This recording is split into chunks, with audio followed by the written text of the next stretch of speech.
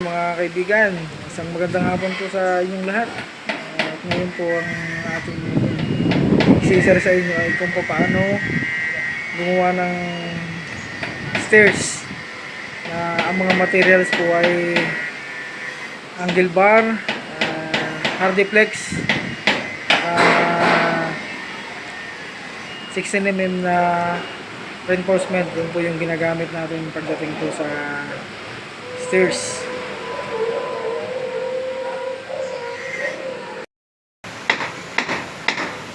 Ayun po mga kaibigan, ito po yung ginagamit ko paggagawa ng stairs. Ito po, ginagamitan ko po ito ng angle bar 2x2 by 1/4 yung thickness ng kapal, para po hindi kalimitan mabakbak ito. Kalimitan po yung nagiging problema sa hagdan ay yung nosing, kasi po ay nababakbak. Yung po namang forma natin sa ilalim, yan po, ito po ay hardiplex. Hardiplex po yan. Wala na po kayong babakbakin dyan. Yan po ay diretso na. Napakabilis pong gawin yan at napakatibay. Yan. Ito po na mga angle bar na ito ay para magtagal. Lalagyan po natin ito, pipinturahan po natin ng primer epoxy. Ayan. Yung pong riser natin ay may taas na 20. Ito po 20. Tapos yung pong apakan ay 30. Standard po tayo, mga katoro, mga kabayan. Yung pong nasa taas na yun ay si John Cena. What? Yan po. Yung pong ating dito, reinforcement bar ay 16mm.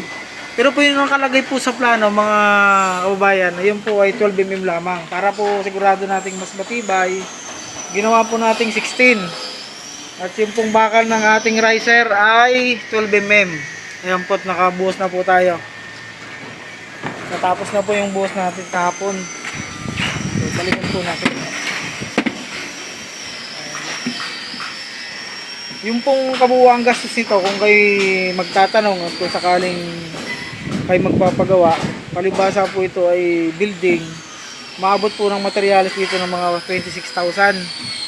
Tapos yung labor ay nasa 8,000. Kasama na po dun yung forma, bakal, saka yung konkreto na binuhos namin. May lapad po ito na 1.4. Tapos yung thickness po ng slab natin ay maabot ng 0.15 cm. Kailangan po ito ay matibay.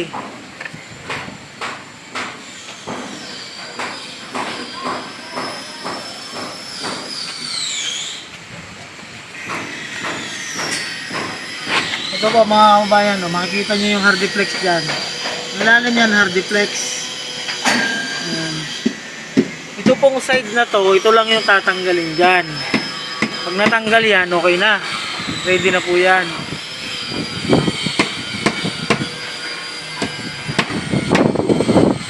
Karamihan pong ang ginagawa ko ay simento pati nusing. Ang problema, pag tinamaan ng bakal pababa, nabibingkal.